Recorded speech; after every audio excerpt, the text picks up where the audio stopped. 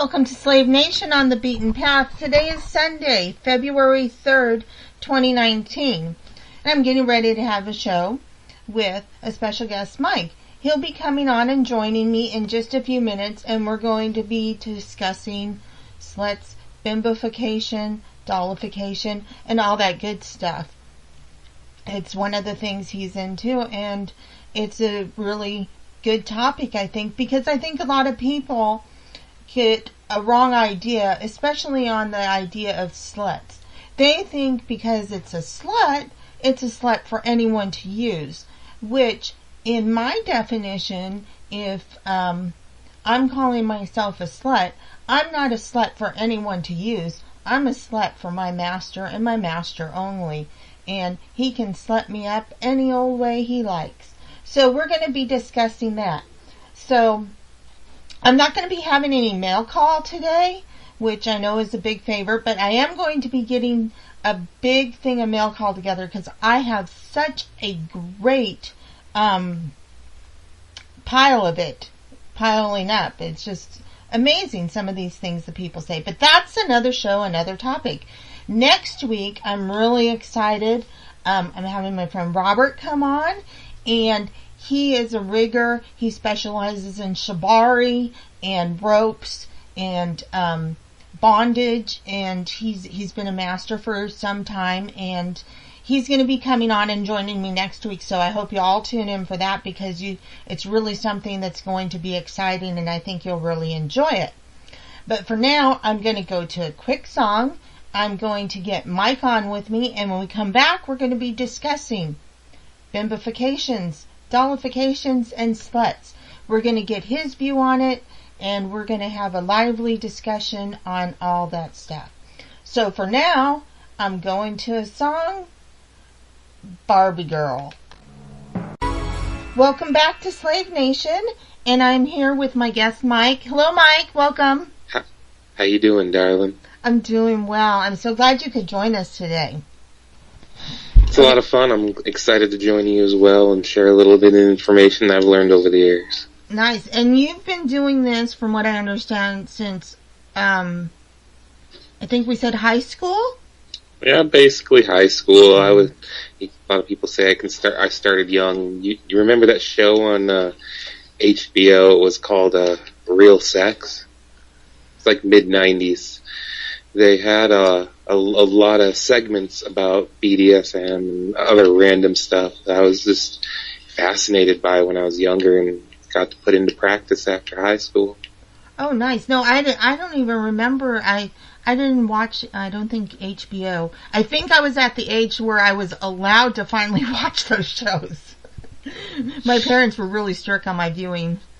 Yeah, I'm the kind of kid that stayed up late and always snuck on TV or played video games at night and would watch, oh, what's this on TV? Oh, this looks interesting. What's she doing tied up?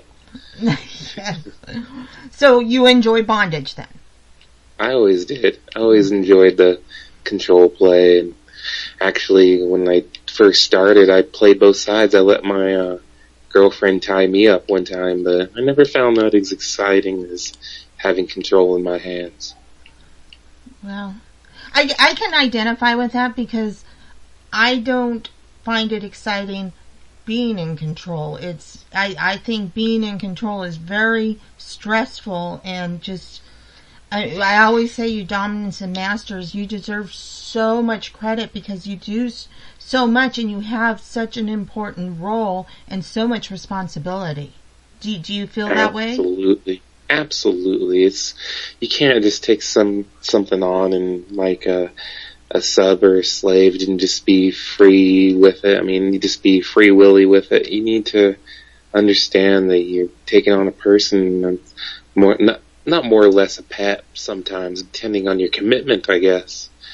How far you want to take your power exchange. Some people love the 24/7 control thing. Now, do you love the 24/7, or do you prefer a lighter version? I have done it before. We've touched up on it, and my first relationship out of college was something like that. And I met her at a local restaurant, and immediately I locked on to how submissive she was, and I invited her over, and, you know, I'd whisper little things in her ear and get her interested, and she came over one time, and I put it to work, and this was a little bit of an older woman, so it was quite fun for me to have that control over her. That sounds wonderful. Now, what we want to get to is, because I've advertised this, you're really into dollification. Dolls, yes, and bimbos and sluts and all that. That was just growing up. I always loved the 80s look, even growing up when I was a kid, seeing the woman all dressed up as a lovely dress and a little bit too much makeup for other people sometimes, or maybe she has that fake breast look where it's a bra that just pushes her breasts up and out and puts them on attention. But yeah. I've always enjoyed women dressing up for sex. But don't you think they should dress up always? Oh, absolutely. And men as well sometimes. You should always look your best to impress your mate or anybody you're around. I agree. And I love that you mentioned the 80s, because I always say big hair will never go out of style. I agree. I've always loved the big hair look, especially when you look back at those concerts, like the Van Halen concerts, and see some of those girls in the audience. And they look so good sometimes in those little skirts. Yeah. You know, it takes a lot of time to do your hair like that, too. It's not just roll out of bed and brush it. Oh, absolutely. The girlfriend I had in high school, I started getting with her, and one of my buddies leaned over her. You know, that's a high-maintenance woman right there. And I was like, that's nothing. That just means time right there. Just give her a little extra time. Sometimes she'll need an hour before you need to leave. But the right woman will always look on point for you if you make her feel good. I agree.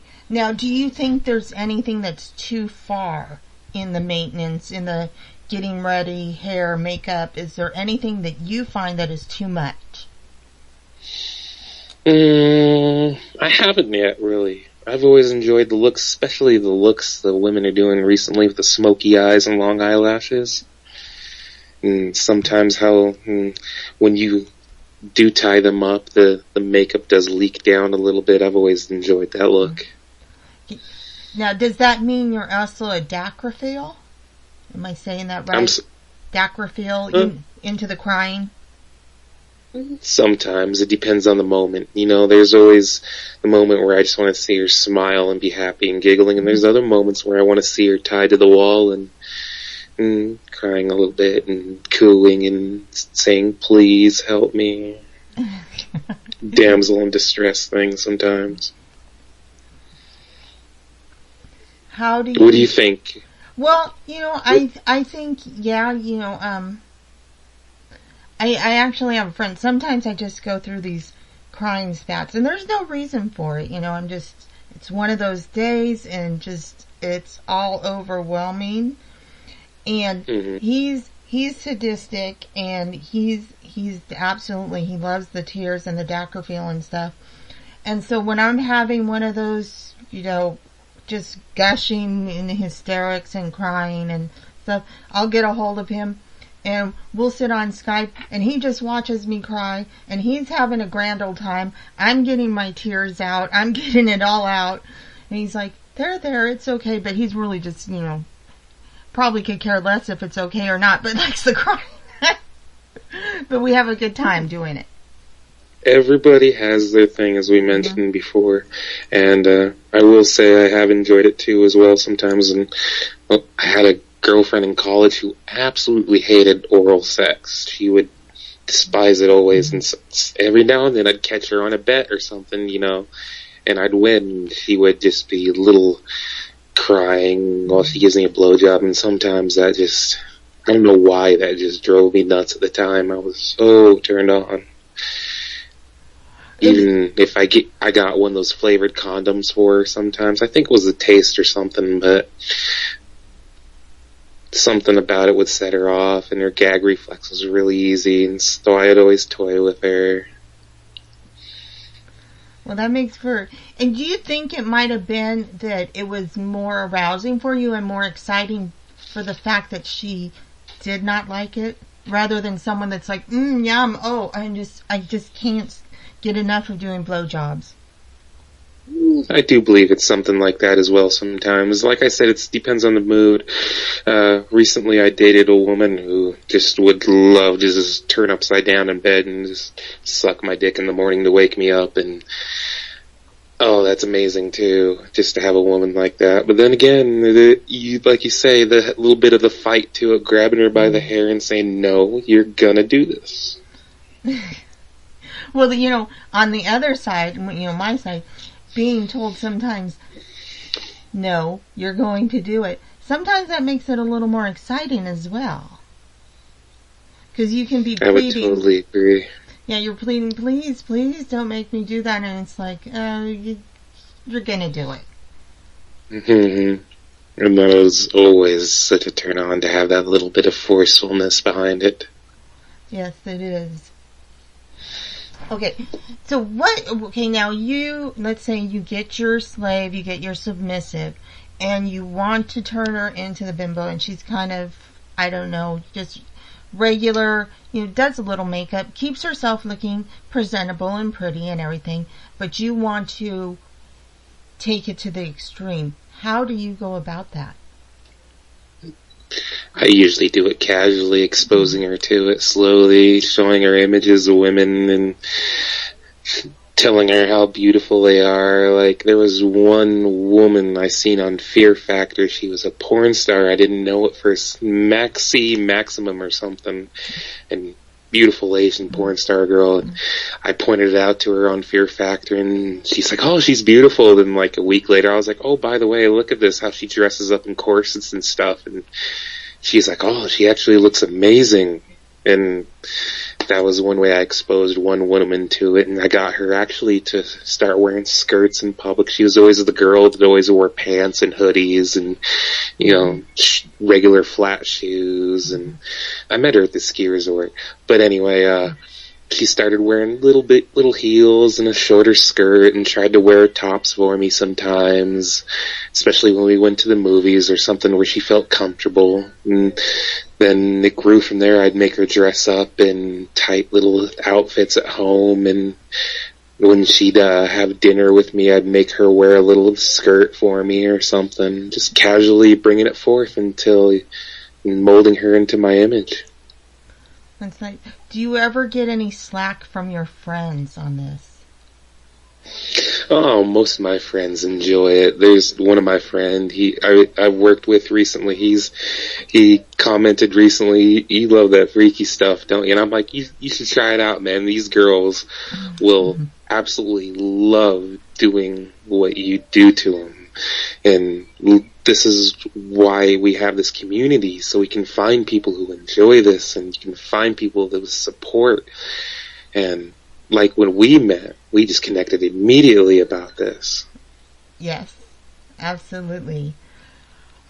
Now, when you bring this in, because I think a lot of, when the people join the lifestyle, they start exploring and they say, I'm going to find a submissive. I want a girl that's going to cater to me, and I want a girl that's going to give me everything I want and need, and, bow down to my sexual desires.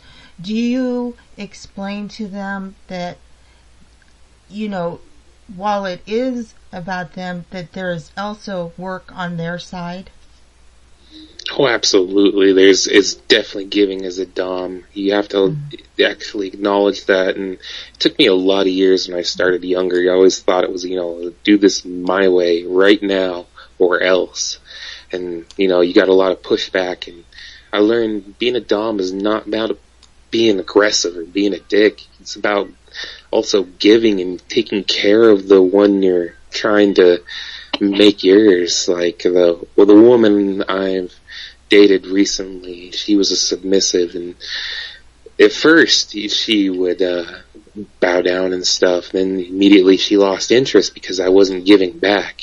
And I forgot that recently because I was in this lull for a couple of years where I wasn't in the bondage community, and I went vanilla. But I came back and I learned, as a dom, you need to pay attention to her needs as well, what she needs. It's not always about putting her down on the knees and pulling your dick out and slamming it in her throat. That's absolutely fun. There's nothing wrong with that. You also need to lay her down and be tender to her needs, tease her a little bit. Touch her. Like, the biggest thing about me is a lot of doms just want to impress their will even over the limits of some of their girls. And it's not about that. It's all about this connection and mutual interest of things. You can't just totally force yourself upon them. For me, it's not about that, at least. I love the mutual finding out what her needs are, her fetishes, and then also her limits, but turning those fetishes around on her so she's this wet, dripping doll that's just aching to do what you need. Well, and I'm sure you found this, the more attention and the more care you put into your submissive slave, the more eager she is to tend to all your needs. Oh, absolutely. The more attention you give to a certain girl, especially if she's wanting that from you, that desire to you to master her, absolutely giving her that attention is critical to forming that bond between the master and the slave. What do you think is the biggest mistake that dominants make in dominants and masters? The attitude of being, I'm the dom, I have to be an aggressive dick, you'll do what I say or I'll slap the shit out of you.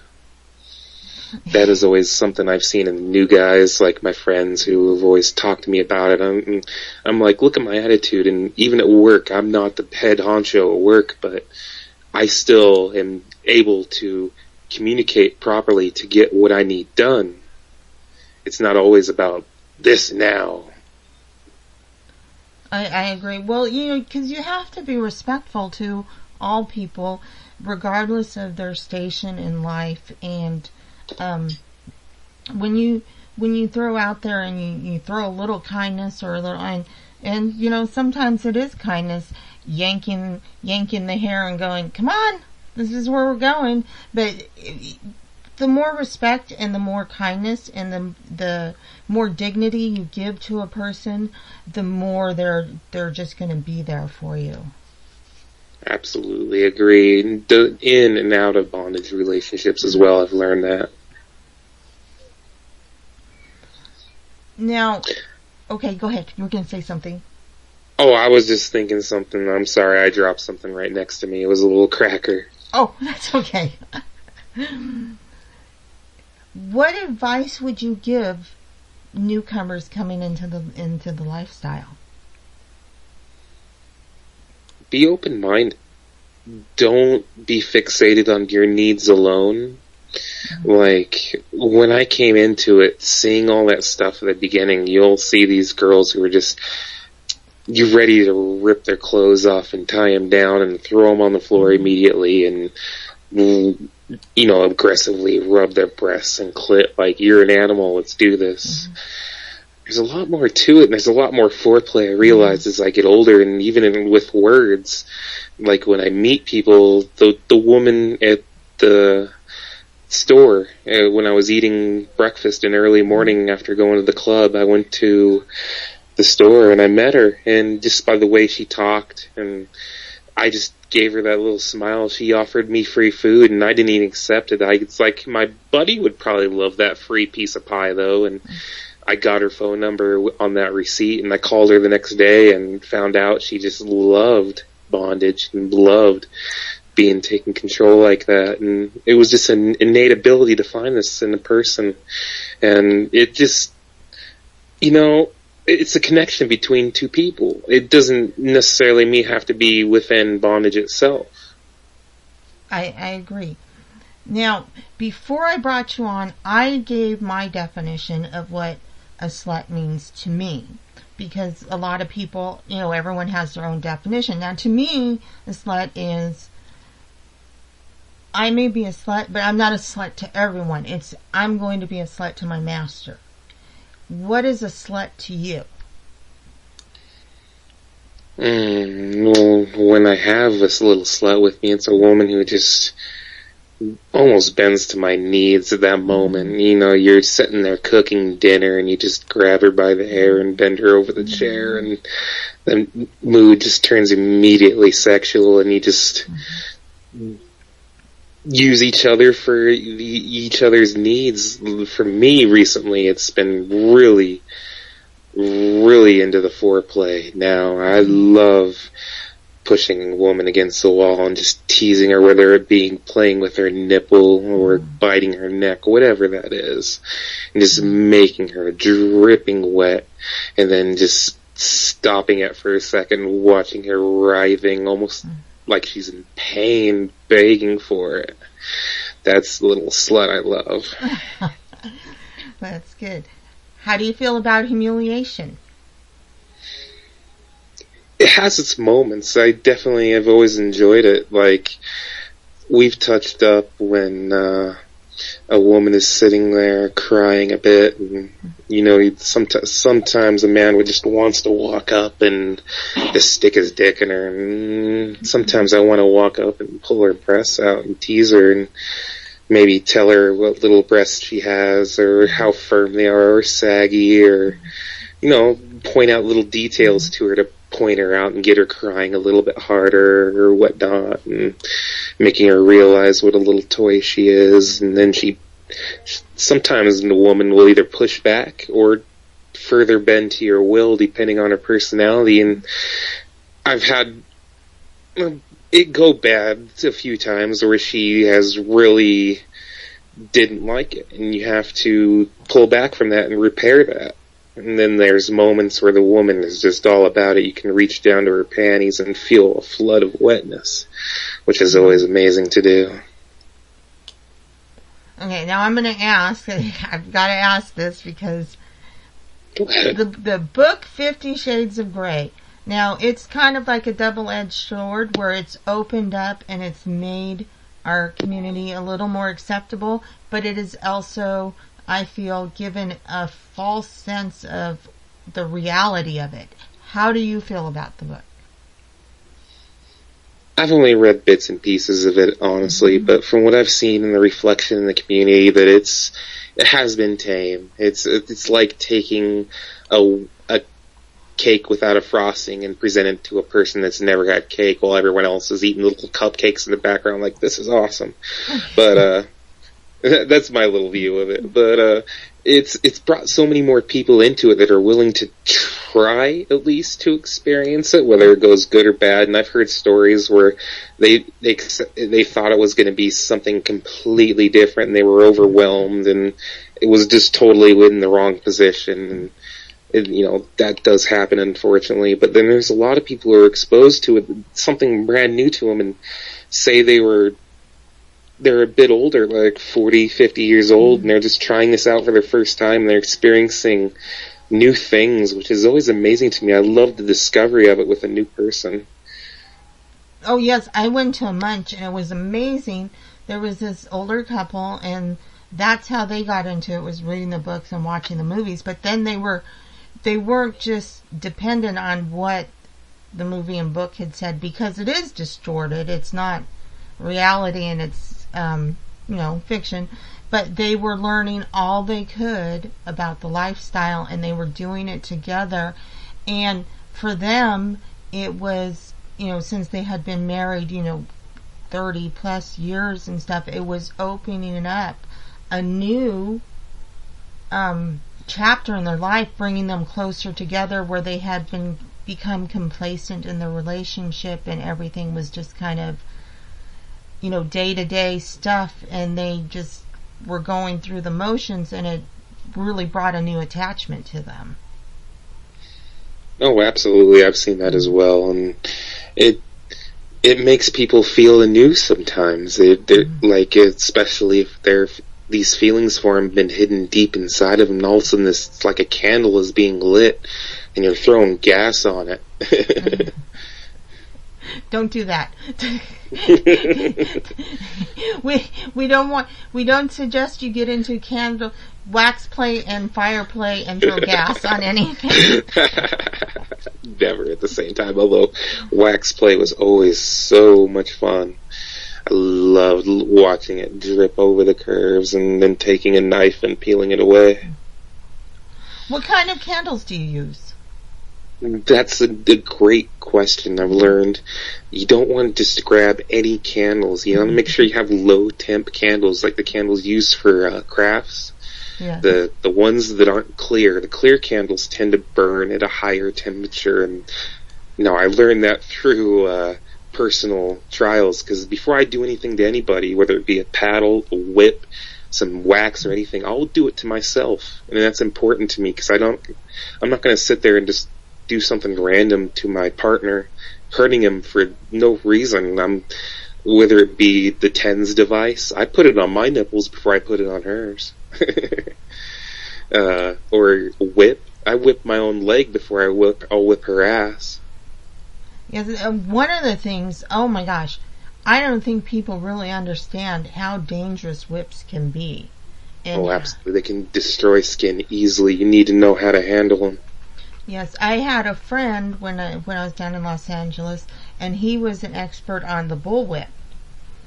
And it looks like it's simple. You watch Indiana Jones, and it just looks like just move that thing, but you have to, and he was showing me, and I never, we did it for over an hour and stuff, and he kept like, nope, you gotta snap your wrist and have that aim.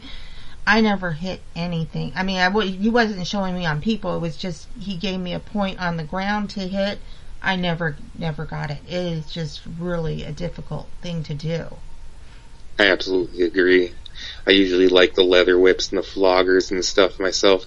That kind of bullwhip takes a lot of skill to use, and I was playing with just a random one of my father's, and I actually almost tore my own lip open because I brought it up and brought my arm down and cracked right in front of my face and nearly hit me.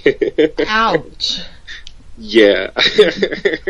I put it down after that. I was like, well, nope, I'm going to stick to the floggers. Are floggers your favorite, or do you have a favorite device you like to use? I don't really have an absolute favorite device. I just love what's around, whether it be a paddle or a wooden spoon. I found actually for bondage itself that tends to be easiest right now, and especially for the new people, you use black tape. If you use black electrical tape, you'll have that simulation of being tied up and real tight and will hold on, but you can come apart if you pull on it, and it won't rip the skin apart like some people think duct tape will, and that a lot of duct tape really does seal to the skin and it will hurt. But the black electrical tape, you can wrap it around a few times and it'll stay tight, and you'll have a wonderful experience. Well, since you're talking about tape, now at the dollar store they sell this really cheap, you're just saying duct tape. But it comes in colors and patterns and everything. But it doesn't have much sticking power, like you were saying, because you don't want that duct tape. And I've seen this, like you probably, since, the dolls and bimbofications, and you don't do a lot of bras and stuff, but sometimes you need something to pull you up under your bra. So everyone says, use the duct tape, which is a serious mistake, because you know how sticky the duct tape is and how hard it is to get off. So you have to, put it against a towel first before you actually stick it to your skin, because it loses some of the stickiness. But this duct tape, this cheap duct tape they sell at the dollar store, has all these patterns and stuff, so it's really fun to use, but it's not damaging to the skin because it doesn't. One thing I've also learned, if you've ever have gauze held on, the medical wrap tape that only bonds to itself is also quite fun, especially if you're trying mummification a little bit. You can wrap them up, and unlike plastic, it won't get that sticky feeling to it. Your skin will still be able to breathe while you're held there. And it comes in a lot of pretty colors. Oh, absolutely. So, which I'm going to throw in here, we do giveaways on the show all the time. So remember to write into slavenationradio@gmail.com. Tell us what you like about the show, and you're entered to win. But I'm going to be doing a medical play show soon. And so I'm gathering medical items, so you made me remember, throw some of that gauzy stuff in there. But right now, I've already gathered a hospital diaper. We got some of those funky hospital slippers to throw in there, a catheter, we have some medical grade lube, they had come in little packets. So we got a bunch of fun stuff to throw in that package. Yeah, that will definitely be some fun for the winter there. Oh yeah, the catheter kills me. Have you ever had a catheter? Not while I was awake. I've had a few surgeries, and I imagine I've had it before, but not while I was awake. Oh yeah, they're unpleasant. But anyway, it'll be fun for I think too, like catheter. If you're doing bondage and extended stuff, might be a good idea, because if your slave or your submissive needs to go tinkle and stuff, sometimes you can't get going there in time. And then some guys do enjoy the mess there as well. They do. Well, how do you feel about water sports? It's fun in their time and place. I've always taken girls out to get drunk and told them, no, you can't go to the bathroom yet. You got to stay here and have another drink with me. Oh my goodness. And then push them to that moment where they're basically dancing, and you let them have that relief most of the time. Or I've been out on the strip with one woman where she was like, screw this, I'm going behind the trash can, just right nearly everybody, almost in view, and I was just smiling, laughing, just like, this girl's a little bit of a freak. This could be fun tonight. Well, maybe you've never had to go that bad. Well, it's a bit easier for men. I mean, come on, we can always choose the time and place and slip behind something and pull it out without much distraction. Whereas women, you have to really plan a little bit more. You gotta be in the right place. You can't just stand up to do it like we can. Well, I'm going to enlighten you here. Yes, you can. We did a show a long time ago, because I found this product, the Shiwi. Have you heard of it? I don't think so. Is that the one where it's basically like the little spout between your legs? Yes, it's like a funnel, and you hold it up, and you can go while you're standing. I love this product more than anything. That would be interesting to watch a woman use, especially, it'd be useful, especially when camping, I imagine. Oh, it's very useful, and well, we were doing it on the show. We were testing it out in between breaks and stuff. Now, you have to have a firmer shiwi, because they make some that are kind of flexy, and those don't work well. And we also, one of our things we wanted to know is, can you write your name? Because we had a question a long time ago from a listener. If you had a penis, what would you do if you had a penis for a day? And of course, I was like, oh, I'd masturbate.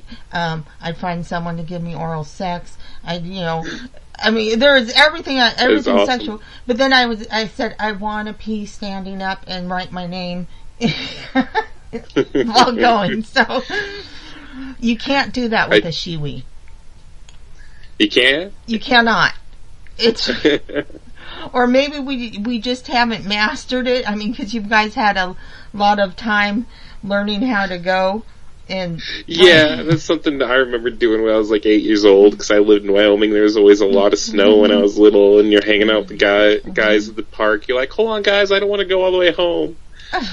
Yeah, so that's it, the shiwi. We always plug the shiwi. I love it. Too funny.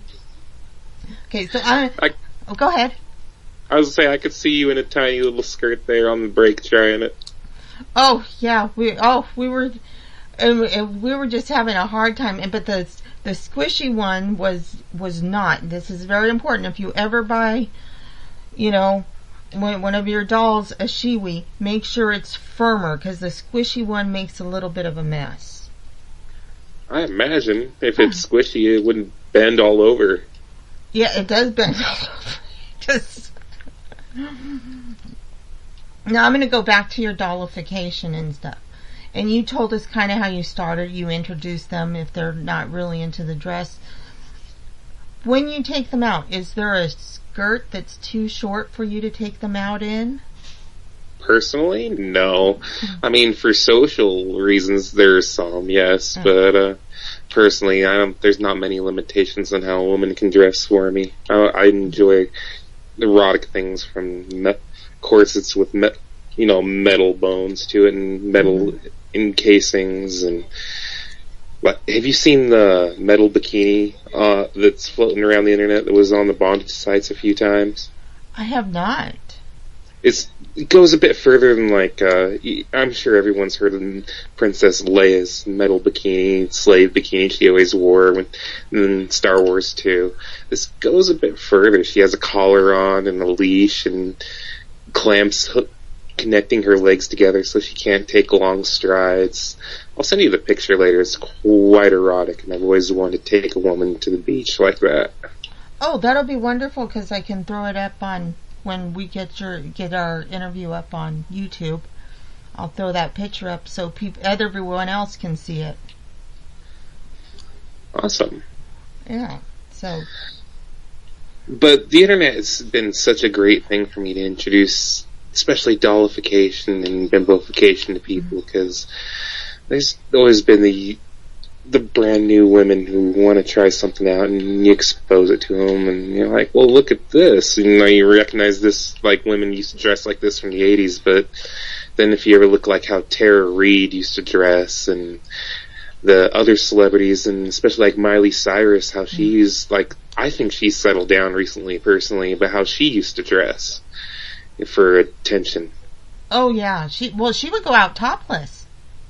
Oh, absolutely. Well, that's a thing now that it's not even a top. You just barely cover your nipples, which is, I'm not complaining at all. That's absolutely lovely. I just think it's when other women start talking down on each other, that's when the problem happens. Well, yeah, that's feminism is one of the big problems. They claim to be for women's rights, but they're mainly trying to take women and turn them into men. Because if they were really for women's rights, they would be, yeah, it's her body. If she wants to wear that, let her. If she wants to be a stripper or a porn star, let her. But they frown upon that. I agree, and that's just started in the late 90s after the whole grunge thing. And, it's just this kind of sad recently, because I do miss the girls from the 70s movies and the 80s movies where you see them all dressed up beautiful and they all love complimenting each other and how beautiful they look, and then you just get into the competition part of it, which just, to me, ruined most of it. Yes. Now, and also we had discussed, not you and I, but it's been discussed before, like the flag girls, I forget what they're called, from like the sports, the racing sports. They took their jobs away because the feminists complained, and they're trying to do away with cheerleaders from the sports because people are complaining that it's degrading and all that. How do you feel about that? Yeah, it's all sad to me. Traditions are changing, and we're looking at history through a new view of eyes. We're judging some of these things that people have done poorly. And I'm not saying they're acceptable, like things that Mr. Cosby did and all that. Mm-hmm. That's how you're forcing yourself upon someone who doesn't want it is always wrong. But when you're out there having fun at the time, and now we're looking back at it and saying, "Oh, that was wrong. We shouldn't have done that." It's all wrong to me. It's just people are having fun in the moment. Well, I agree. And these girls, if they didn't want the job, because they went on, the social media and stuff, and they said, "Thanks for taking my job. Now I have no income." Yeah. If they didn't want it, they could walk away. There's a thing going on locally where I live. Now, I live in northern Nevada, in the Reno, Tahoe area, and a lot of people are trying to outlaw sex working, where the Bunny Ranch is here, the Mustang Ranch, and these things have been around for a long time. And it's not like you see the bunny ranch in the middle of the city in this giant mansion. They're off on the hill by themselves in the corner of the city. They're not trying to bother anybody. And I just see these people moving from other places, moving into this area, and they're trying to change the laws to where they used to live. And it's, leave the girls alone. They pay a good portion of your taxes by doing what they do. And I don't mind them at all here. Okay, now, you don't have to answer this, but have you been to those places? Because I would like to know what's inside them. Not in America, I'll admit. You've heard of Amsterdam's red light district, haven't you? Yes, I have. Oh, I've been there a few times, and I'll admit, when I was 21 was my first time there. Back, I think it was 2004, 2005, and the red light district stretched for almost a mile, and you'd be walking past a lot of beautiful women, and they're smiling in the window, trying to attract you. Some are tapping on the windows, and recently, as much as 3 or 4 years ago, I went, and it's a quarter of the size of what it used to be, and you don't even, on a Saturday night, you just don't see the attraction of what it used to be. It used to feel like, if for a better word, adult Disneyland. Oh, you could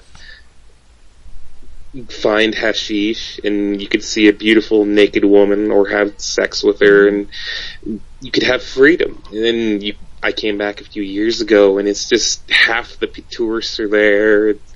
Not even a quarter of the attraction of the women are there. It's definitely changing.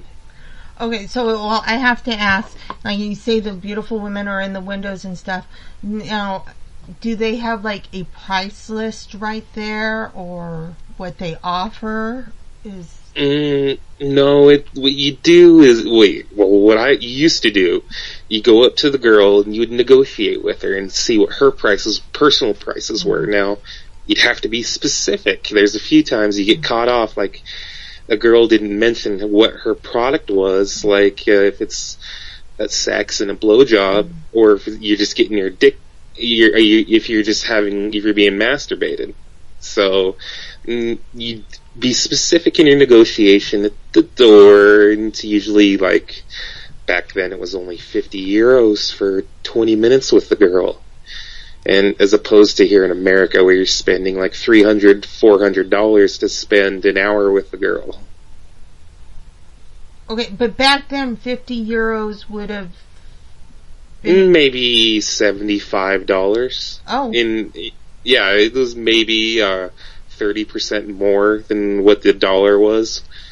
I mean, when I went on a trip like that, I'd take probably for a week in Amsterdam, I'd take easily 1,600 euros would be 2,000 American dollars, and you'd be fine. You could live on good food. You'd have enough money for travel each day, and I'd have money for a girl or a little bit of hashish.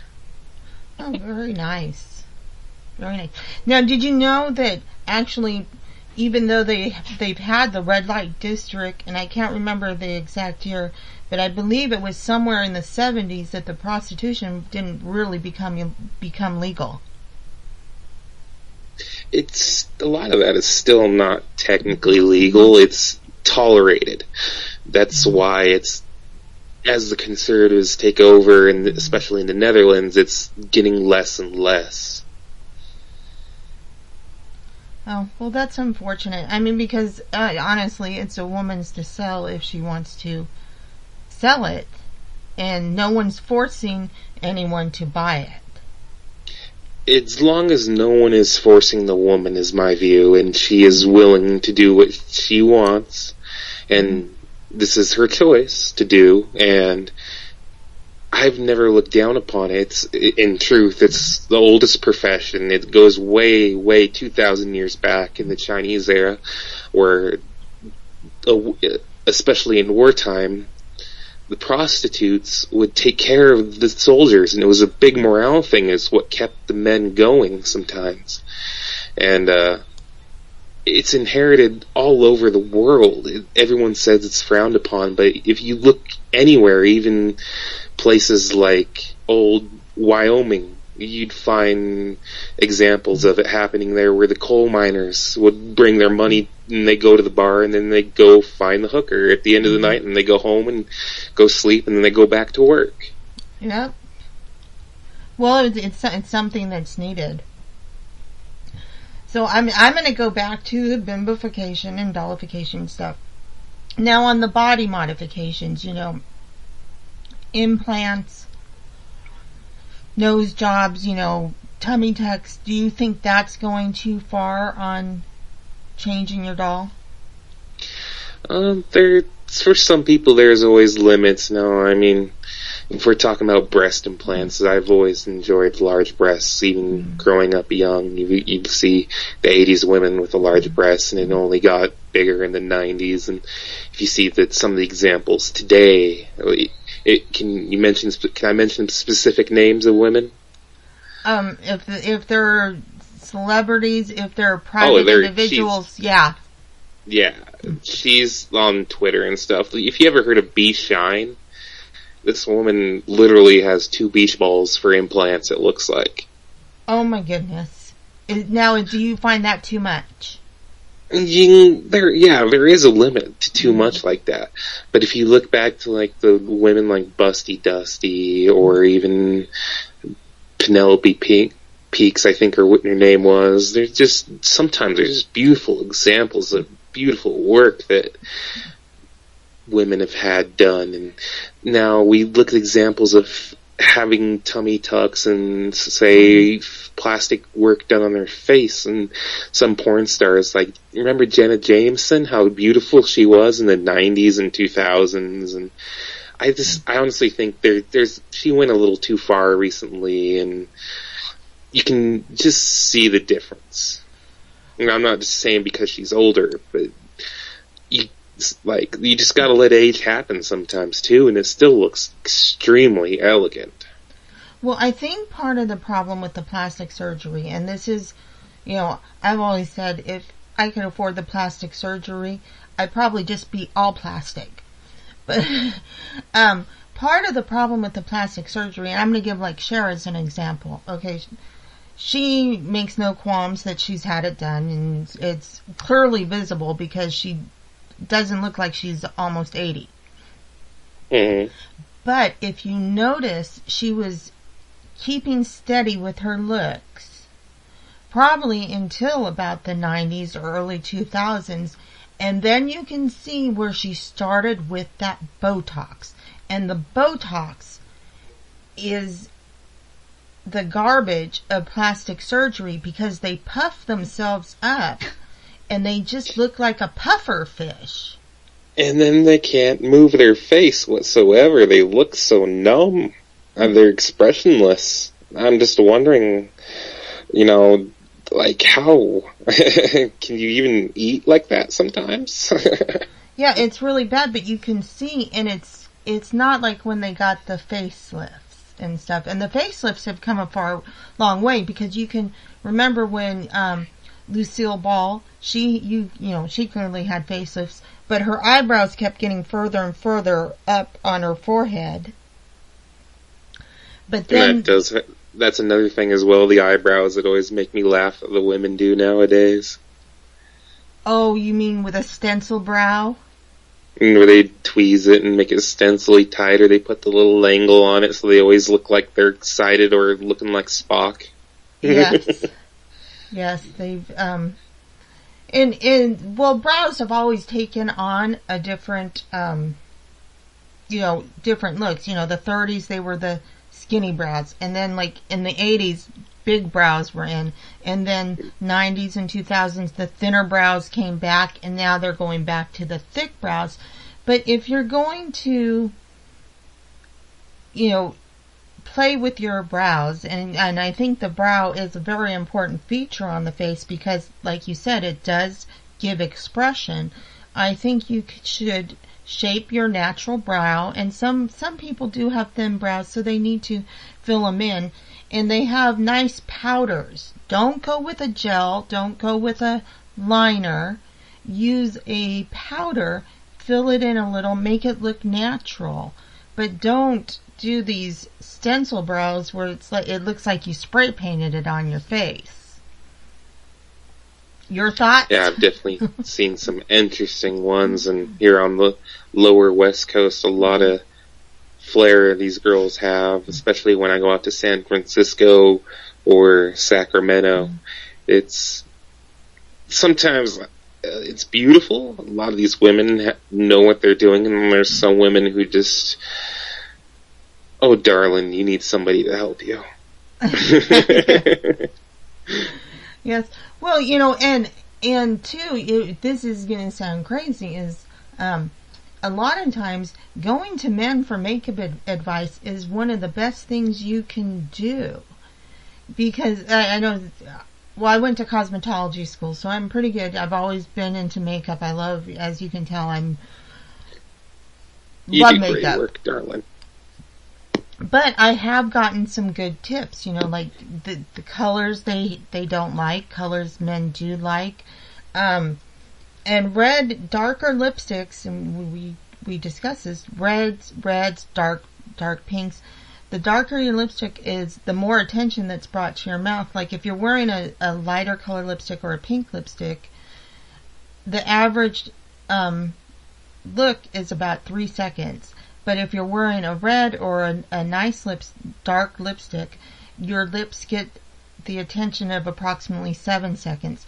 Who these scientists are that are conducting these experiments, I have no idea, but I want their job. I agree, because I've heard competing things as well, that if you wear a dark lipstick, you can come off as intimidating to men, and I don't even think that sometimes. Like you said, it just grabs your attention because that spot sticks out on the face, no matter your complexion. I took color theory in college because I was trying to become a game designer at one point, and I've noticed like how much different colors have a different effect on people. Like when you're wearing that dark red lipstick out when you're trying to attract a male, what kind of man will approach you when that happens, as opposed to when you're wearing that soft little pink lipstick? Okay, you're going to have to elaborate here. Okay, so when you're wearing the red, what kind of man do you think that attracts?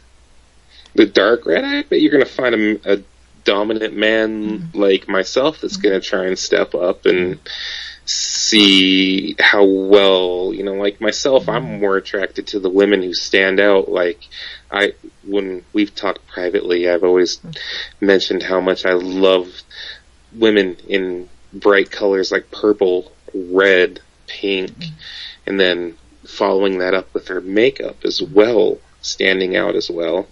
But when I see a woman with little to no makeup on, I'm wondering what she's trying to do. If she wants to attract someone, if she's just there to play out the night, what's going on then?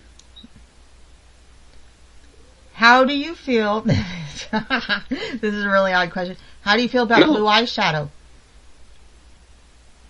I've always enjoyed it. I mean, this latest trend in the smoky eyes, especially coming out of the late 2000s, I always enjoyed it myself because, like, sometimes when you get in that mood where you enjoy the girl crying a bit, it just leaks down her face, and that is always quite a turn on to me.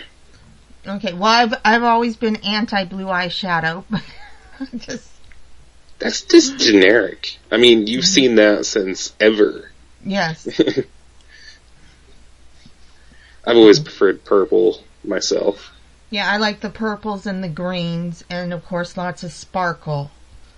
And I've seen a lot of interesting trends lately because I work in the public area a lot recently, and I've seen girls wearing yellow and oranges that look pretty good, that I normally wouldn't consider something, you know, a girl would choose. I have noticed that, but it is all in the application as well. Oh, absolutely. And I've seen some girls at work that they've tried the purple and they end up looking like, what's her name off the Drew Carey show? The secretary lady, where she just completely wears way too much and it's just not even working. And then you see the woman who will wear just as much but has a different color and a little bit of sparkle to it or something. And you're just like, whoa, okay, come on, let's go get a drink. Yeah, I know who you're talking about. Mimi was her name. Mimi, yes. Oh my goodness. And she wore that blue eyeshadow. Yes, the bright blue eyeshadow and the lining on it was so horrible. Okay, now if you can give some advice to the dolls and the bimbos and the gals and the sluts, dolls, bimbos that identify that way, what advice would you give them? Take your time. Don't jump into the first dom that presents himself, because there's definitely some that are nefarious and just want to hurt. They're not looking for that connection, that to create that process that starts a wonderful thing. Excellent advice. I'm going to go to a song and then we'll return. And okay. We'll be right back. And I want everyone to know that we're talking with Mike, and I'm so glad he came on to be a guest. And we'll be right back. And we're back. Welcome back to Slave Nation. I'm back with Mike. And during the commercial, he was telling me about, what is this called? It's something I've seen lately in the last year. It's called One Bar Prison. And it's basically a steel rod bolted to the floor, and of course it depends on the woman's height. It's like, you ever seen a microphone stand that can go up and down? It has usually a dildo, or most often a metal plug that you slide up into the woman and locking her into place so she can't go anywhere. And often you see videos of women in their dress or whatnot with the collar on. They take their collar off and you see the dress off, and you see the steel bar sticking out of the floor, and they're just smiling like a little object stuck in place. Oh, how cute. Now, does this have where, like, is it on, oh, okay, so it would be on a stand because it would have something that needed to balance it. Mm-hmm. Right? It's basically bolted to a large plate you're standing on. Just the man, it lifts it up and inserts you into the right position, locking you into place. Now, is there like extra links to if you wanted to put cuffs on her arms and cuff them down so she couldn't squirm anymore? Well, I can't imagine she can't squirm much anyway. Cuff her ankles in place so she can't try to lift her leg up. Oh, that sounds cute. Okay, and you sent me a photo of that, so I'll be throwing that up on the our audio when we. Absolutely, it's wonderful little things. Before Tumblr went anti-sex, there was wonderful little BDSM communities on Tumblr a few months ago before they turned off all the porn stuff they had on it. Oh yes, I used to have Tumblr, but now I can't post anything to there, so I don't even bother with it. You can. You just have to be a little more choosy, and there's quite a lot of erotic things still on there, but it's not what it used to be. Yeah, well, and it's kind of sad they do that because they kind of make it difficult on themselves. They lose some of the attraction, and then something bigger and better comes about. It happens because people were taking advantage of it and posting things they shouldn't have, and which are, we all have to agree were disgusting. But the Tumblr didn't want to take the hard route and have to be choosy and go through everyone's stuff. They just blanketed everything with no nudity. We're done. Yes. Okay, now are you on Fetlife? I'm not sure if I asked you that. Absolutely, I'm on Fetlife. Let me, give me 2 seconds to pull that up. I can share that with you. Okay. Now, one of the things I was going to ask you now, I don't know if you remember, might have been a year or so ago, Fetlife started pulling different things off, like anything that had, there was an incident with some murder or something. I can't remember the whole thing, but now like vampirism is not allowed. You know, just all this different stuff is not allowed. How do you feel about that? Since it's censorship and people's, I've never enjoyed that. You know, you're just going to create an underground thing where they're going to go somewhere else, or they're just going to reword it different, and or it's like what they did with marijuana. If I say they made marijuana illegal because it was prized to take over for the paper industry for many other reasons as well, and they created this underground need for it, and look at all the problems we've created today because we did one thing. It's habitual sometimes. You'll create a process that will drive people away. Now, I've always thought Fetlife was all inclusive. I never knew they outlawed vampirism myself. It's not something I've been into myself. I've never been into the cutting and blood scene. That's just permanent damage like that has never been my thing. Yeah, well, I found it just really off. It's a kink site, and we try to promote, no kink shaming and everything, and then here we go, a site that's devoted to it is saying this is wrong, and they're using different reasons to say why. I agree. It's just, Fetlife was usually one of my favorites in the last 2 years, and I've met quite a few women off there. And I believe you and I actually met somewhere else, didn't we? On Collar Space. Yeah, that's where we met, and that space has gone through a lot of changes in the last 15 years. Oh, yes. Well, one of the things now on Collar Space that's just driving me absolutely bonkers, and it's so bad because I feel really bad because I haven't answered any emails for a couple days now, but the CAPTCHA. Everyone knows I hate the CAPTCHA guy. If I ever find the CAPTCHA guy, I'm just going to tell him, you're a big fat jerk. But because CAPTCHAs just drive you insane. But now when you're on Collar Space, you have to put a CAPTCHA in when you sign on, which, okay, I can deal with signing on, putting the CAPTCHA in. But then, it's not enough that you've already put that CAPTCHA in. You go and you answer and you respond to an email and you have to throw another CAPTCHA on. And every single email. I agree. Are you insane? They at least they kept it to a minimum, so you only have to enter a character or two, because most of that was because a lot of complaints of the bots, quote unquote, coming in and sending mass messages out real quickly to members. But you would think oh, go ahead, I'm sorry.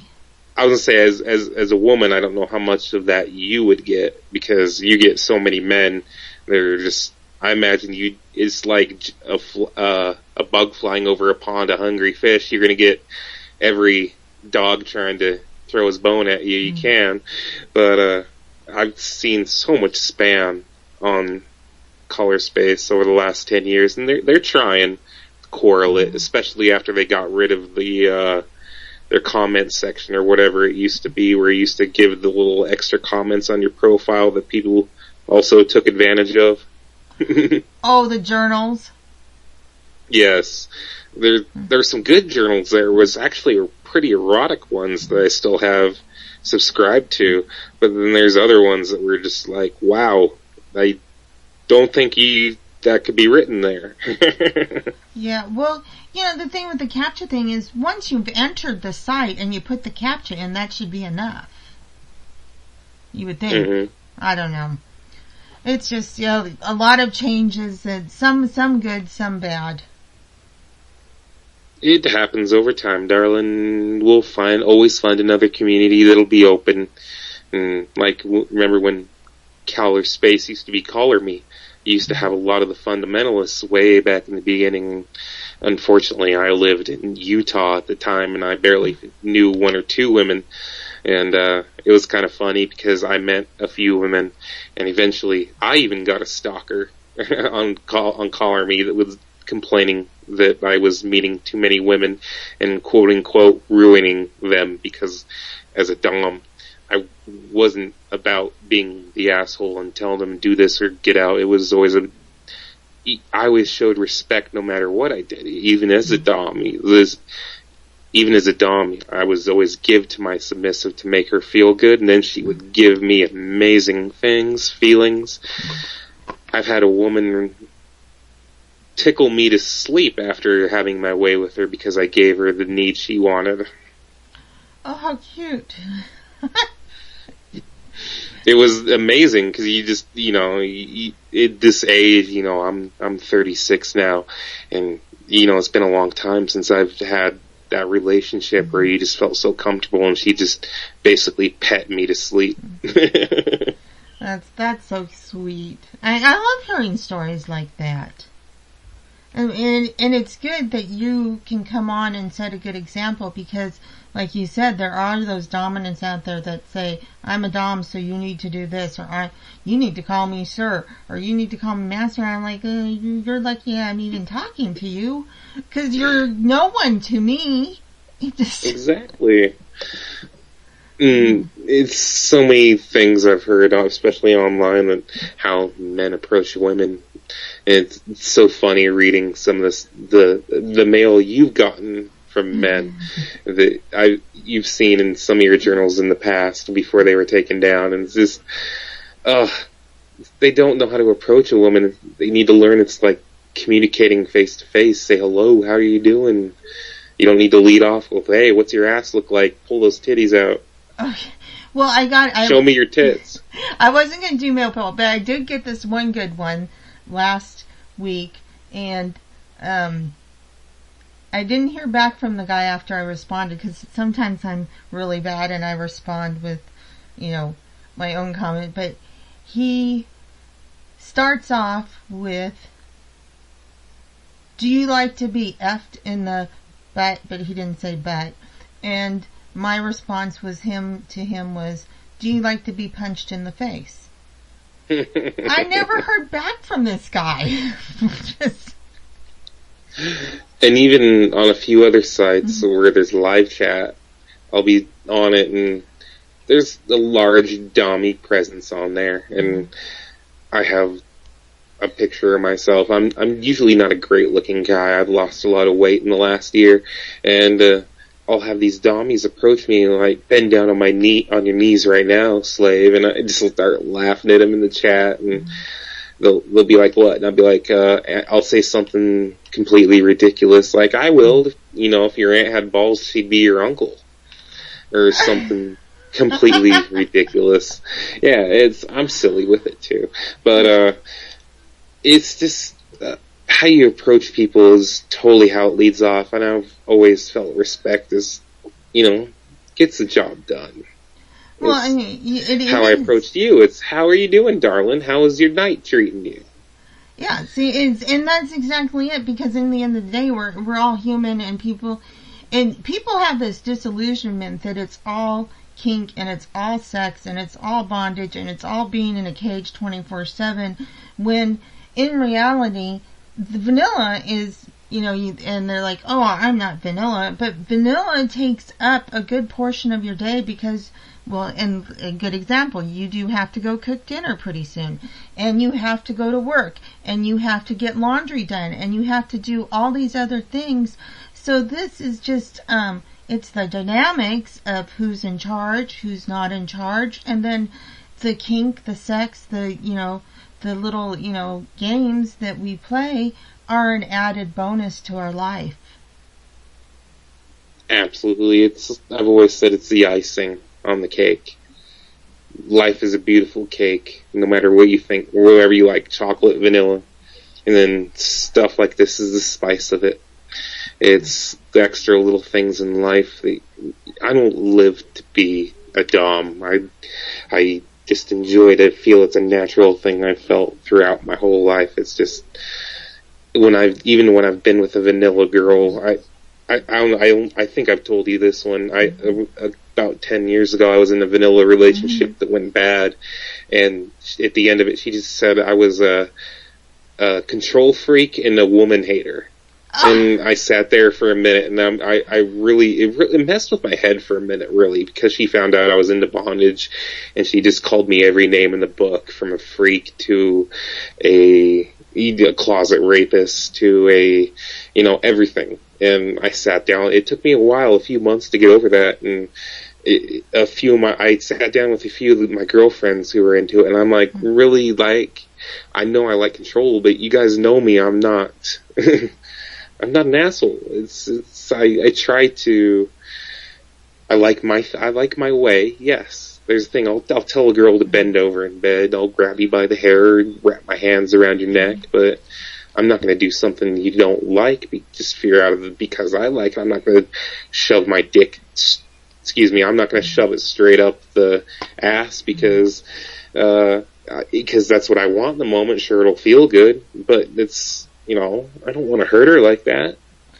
Well, what I have found is masters and dominants and even the sadists, they like hurting women and they like, inflicting pain on them. But I have found that they are some of the most sensitive, caring men around.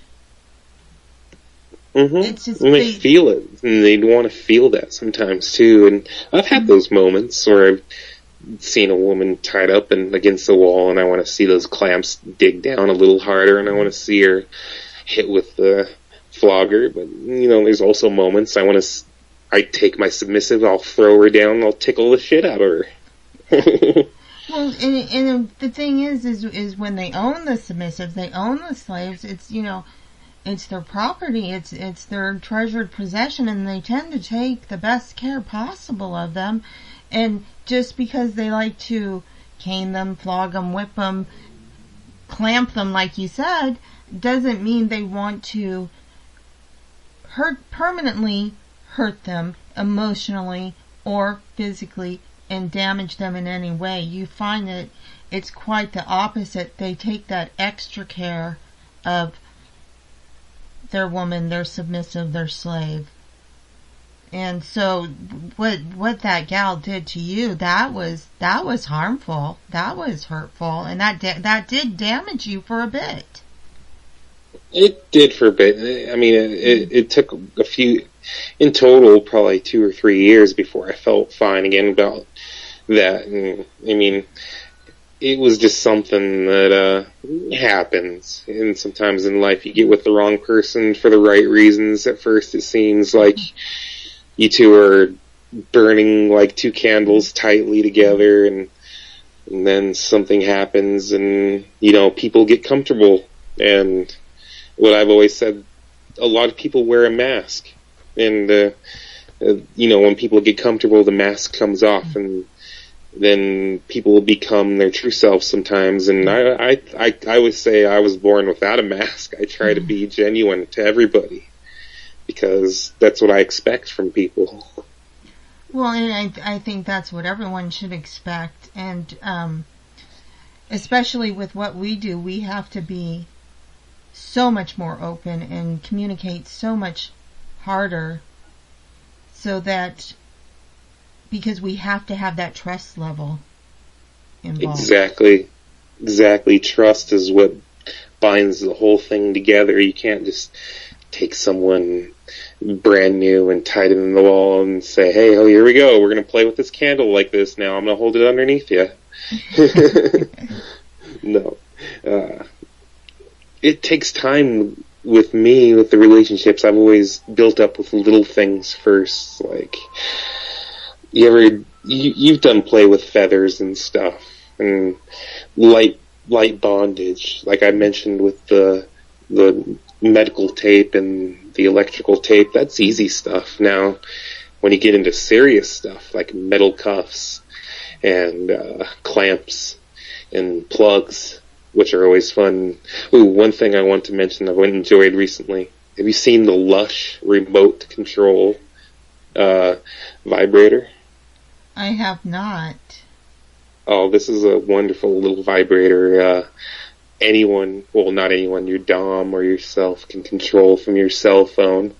It's remote. It connects to your cell phone via Bluetooth or Wi-Fi, and I loved controlling it in public, like when I go to with my girl to dinner or to the movies or anywhere in public, because where I live there's casinos. I'll sit down with her at one of the games, and I'll turn on her vibrator right there suddenly while she's trying to pay attention to her game, and watch her just start writhing, watching her legs cross while she almost loses it. That's always something I've enjoyed. That does sound like fun. Okay, so right now you are single, correct? I'm single right now, yes. Okay, now do you want to? But I'm dating around pretty closely here, so. Okay, well, I was just going to ask if you wanted to give out like your Fet name or anything, so if people want to look you up, get in contact with you, up to you. Well, anybody who wants to contact with me, I'm open to talk with anybody. You can find me on Fet. My name is kind of interesting. It's VestalCruz, VesTel or TL. Give me 2 seconds to look that up. Okay. I just had it right in front of me. But I've been dating this woman recently, and we're going to see if I'll call her, but let's see here. Oh, nope, there's the profile.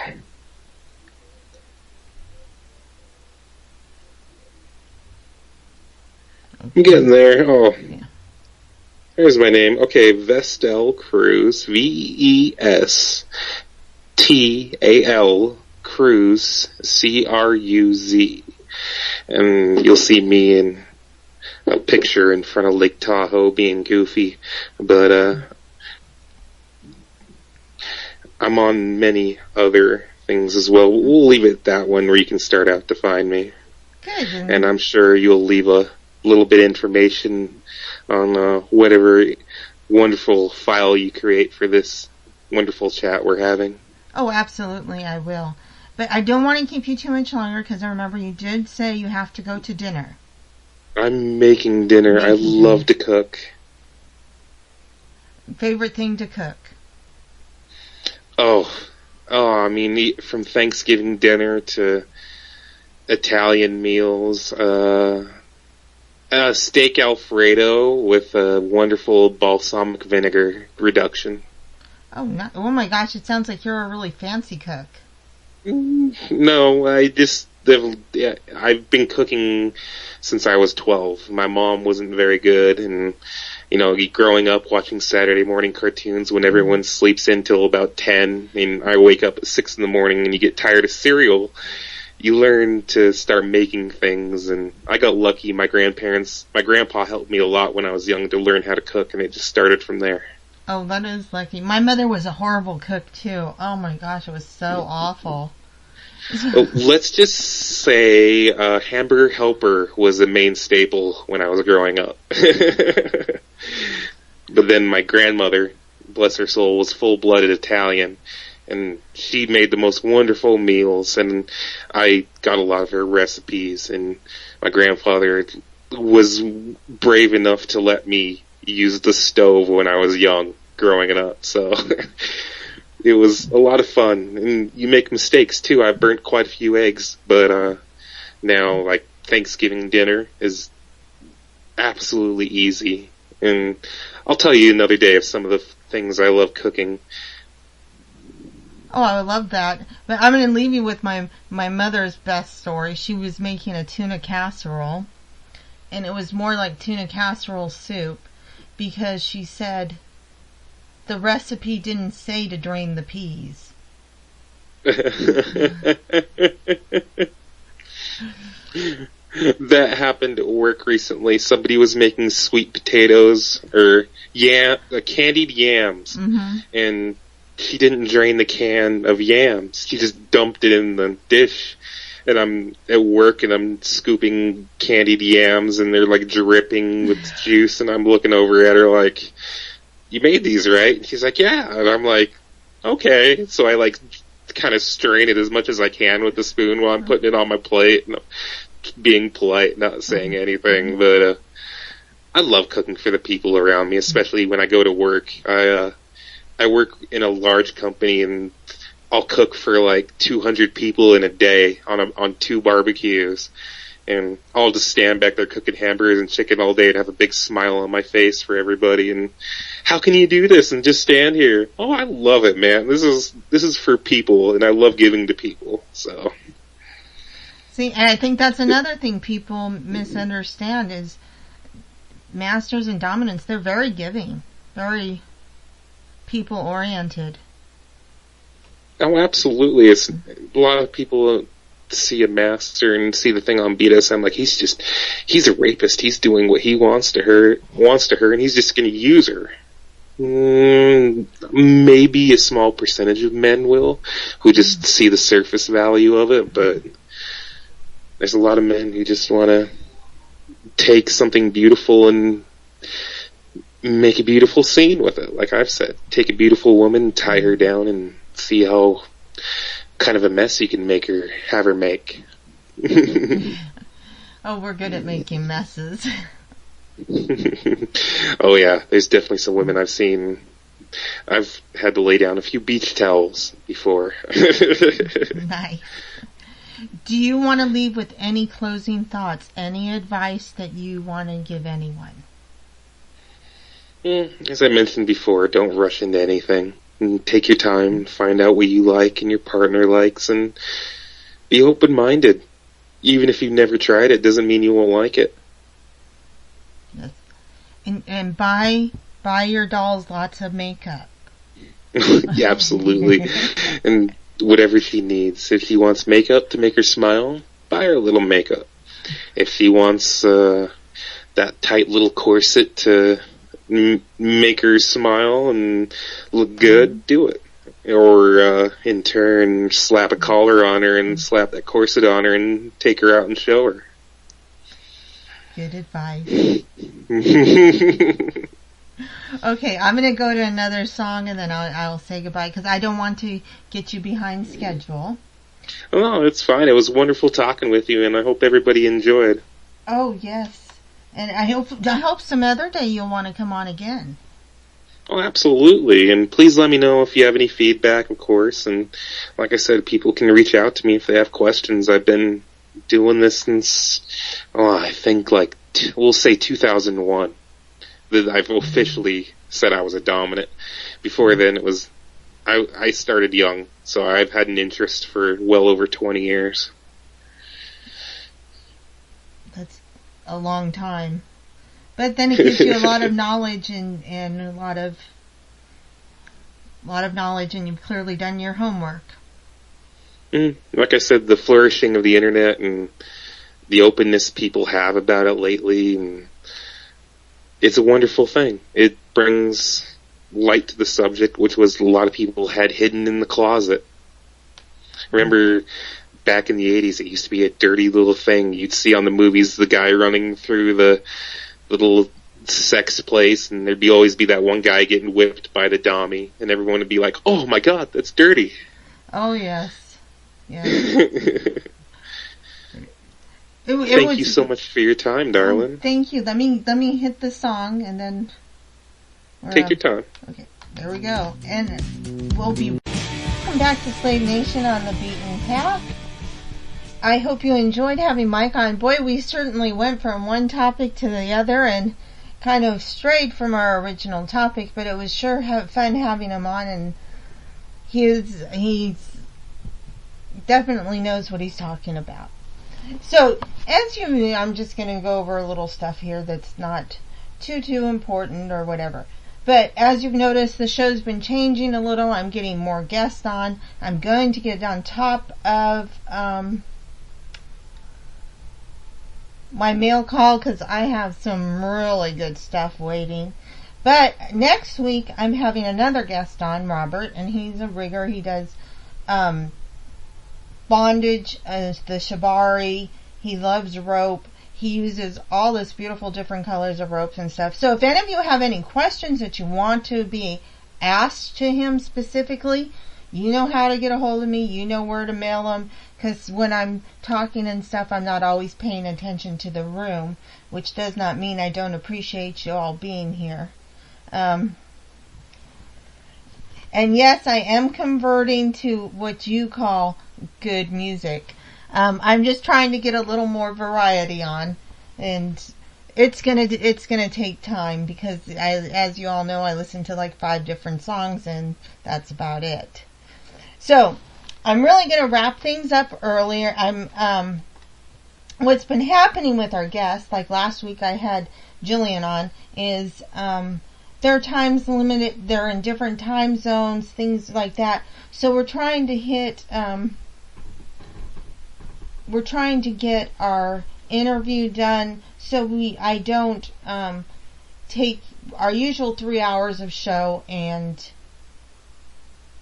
waste a lot of their time, especially when they're overseas, they're back east. And I am considering changing the time, and I'm going to be thinking about it, but I was thinking about 2, which would be 5 p.m. Eastern. So hopefully that might help a little bit more, 5 p.m. Eastern, and then it's not so late and more can tune in. Oh, I'm so glad you like Julian's conversation, and I have posted that on our YouTube page, so that's all good. And I want to give a shout out to Ronas. Thanks for coming. I'm so glad you're here. So that's what I'm working on. If you guys have any suggestions, I'm open, and I'm just trying to get more guests on for you. So I'm going to go ahead and call it a night, and I will be back next Sunday with Robert, who's going to be discussing ropes, bondage, rigging, shibari, all that stuff, everything you could possibly imagine. And that's what's going to be on next week. So I'm going to put in a little music, and then I'm going to sign out. And I'll see you all next week, and thank you for tuning in.